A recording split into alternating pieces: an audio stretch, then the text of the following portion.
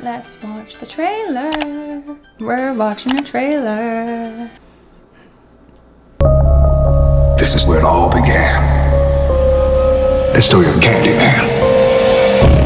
Oh, these shadow puppets. Oh, those shadow puppets. That's a cool way to deliver the story. I think I like that a lot better than the flashback that we get in, I think, was it the second one? Yeah, it must have been the second one that we get the flashback. But I think is the only actual visualization of Candyman, like his backstory that we've ever gotten, is that very clear, direct, too obvious flashback. So, especially considering Candyman is more of an urban legend than anything, I love seeing his story represented in this more abstract, puppet shadowy way. It adds this element of mystery and like we don't really know what's happening. It's not a direct visualization.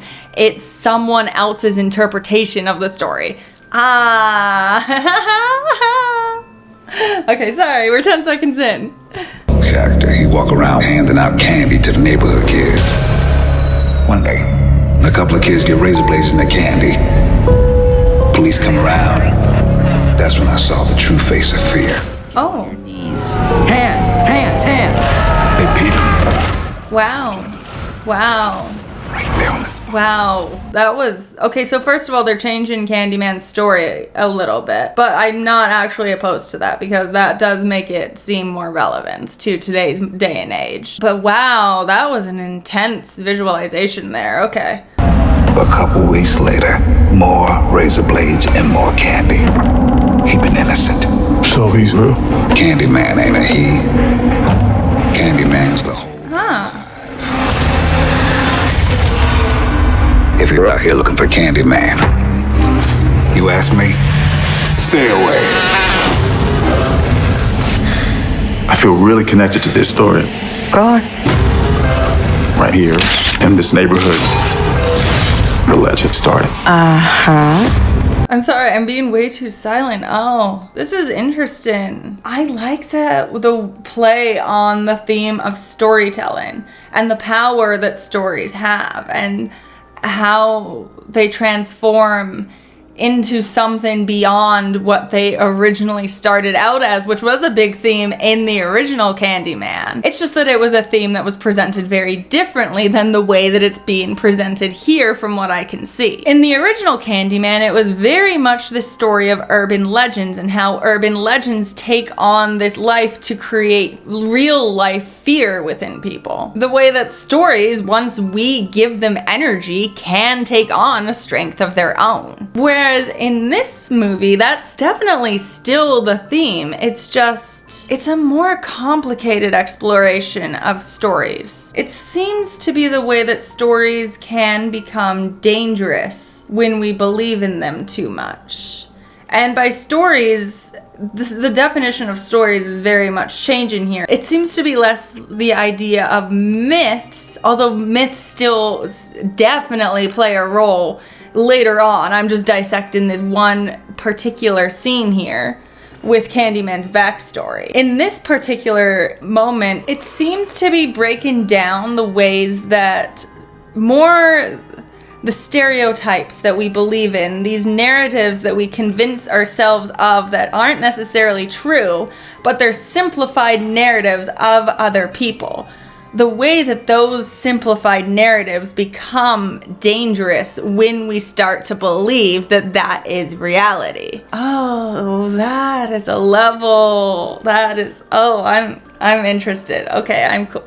Yeah. I like that addition to the story. That's all that I'm saying. It feels very natural. It feels like something that would have belonged in Candyman all along. But I don't think, if it was touched on in the original series, I don't think it was touched on strong enough that I noticed it. In the original series, Candyman's downfall wasn't necessarily based on something that he hadn't done. It was still based off of racism. The fact that he was in love with a white woman and a lot of people really didn't approve of that. So yeah, racism was definitely always a factor in Candyman's downfall. It's just that this theme of the stories that we convince ourselves of being true having a certain level of power didn't play into Candyman's backstory originally. So I do kind of like that they took this theme that permeates the entire story and just added it to another smaller level. I think that's cool. Anyway, moving on. And the legend is,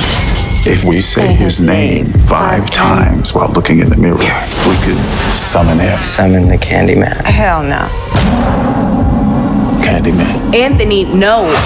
Candyman. Stop. I don't want to get creeped out in my new apartment before bed. Candy. Black people don't need to be summoning. Great cast in this movie too. I dare you. Don't say that. Say his name.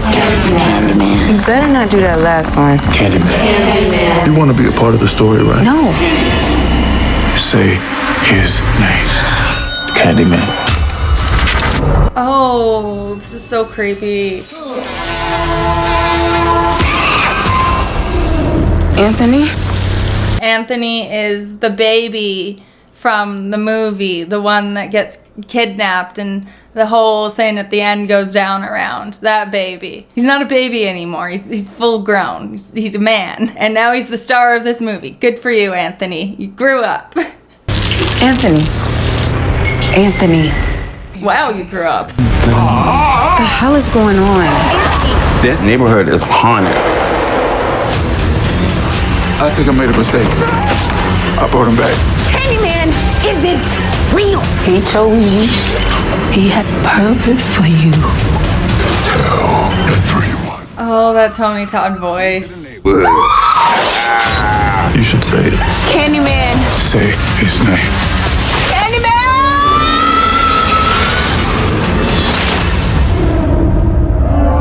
Okay, I'm still excited for this movie. I don't know, I just see a lot of promise in this trailer. I definitely see a lot of creepy imagery. Tony Todd is never bad in anything that he's in, and I have seen a lot of shitty movies that he's in. And plus, I am seeing a lot of signs that the writers actually know what they're doing and that they might even improve on the story, which is actually what I was hoping they would do from the minute that I heard that Jordan Peele was taking on Candyman. That is perfect. I am so excited. No, I just feel like Candyman is one of those stories that I loved the movie the first time around, but I always was aware that it just wasn't handed to the right team of writers, and that if it was given to someone who maybe had a little bit more to say, a little bit more background to work off of, then maybe we could get something really special, and I'm really hoping that that's this movie. I don't know, let me know what you thought of the trailer in the comments down below. But in the meantime, thank you so much for watching, my pets, and I will see you next time. Love you. Although donating to my Patreon is unnecessary, it is hugely appreciated. As little as $3 a month could help me put out many more videos. On that note, I'd like to thank Wilson L. Ricks III, Scott Falks, Andre K, and Thrill House. Thank you so much for your support. It means the world to me. I can't wait to see you all next time.